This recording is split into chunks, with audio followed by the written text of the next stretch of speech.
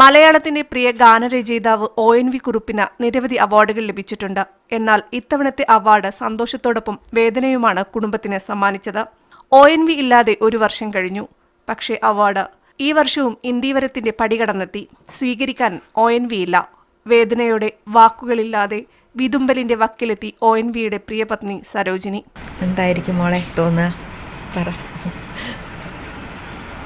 സന്തോഷവും സങ്കടവും കലർന്ന ഒരു അനുഭവമാണ്. ഇനി ഇതുപോലൊരു നിങ്ങളൊക്കെ വരും ഈ വീട്ടിലേക്കെന്ന് ഞാൻ വിചാരിച്ചിട്ടില്ല.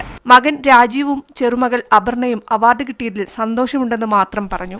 പിന്നെ ഇതിനൊരു പ്രത്യേകത അച്ഛൻ്റെ ഒരുപാട് വയ്യായ്മകളെ അതിജീവിച്ചും അവഗണിച്ചുമാണ് ഈ പാട്ടുകൾ എഴുതിയത്. മരിക്കുന്നതിന് ഒരാഴ്ച മുമ്പ് മുത്തശ്ശൻ ഇവിടെ ഇല്ല എന്നുള്ളതിൻ്റെ ഒരു സങ്കടമാണ് കൂടുതലും പക്ഷെ മനസ്സിലുള്ളത്. ONVയുടെ മരണാനന്തര ബഹുമതിയായിട്ടാണ് അവാർഡിനെ കാണുന്നതെന്ന് കമ്പോജിയുടെ സംവിധായകൻ വിനോദ് മൻകര പറഞ്ഞു. പ്രധാനമായിട്ടും ONV സാറുടെ കവിതയുടെ ഒരു ബലത്തിലാണ് കമ്പോജി കെട്ടിപ്പൊക്കിയത്. അപ്പോൾ അതിൽ അദ്ദേഹത്തിൻ്റെ നിർദ്ദേശങ്ങളുണ്ടായിരുന്നു. അദ്ദേഹത്തിൻ്റെ 3 കവിതകളുടെ ഒരു താങ്ങും തണലും അദ്ദേഹത്തിൻ്റെ മരണത്തിന് ശേഷം ഒരു അദൃശ്യ സാന്നിധ്യമായിട്ട് അദ്ദേഹം ഇതിൻ്റെ ഷൂട്ടിങ്ങിലും പോസ്റ്റ് പ്രൊഡക്ഷനിലും ഒക്കെ എനിക്ക് വളരെ ഫീൽ ചെയ്തിരുന്നു. മീഡിയ 1 തിരുവനന്തപുരം.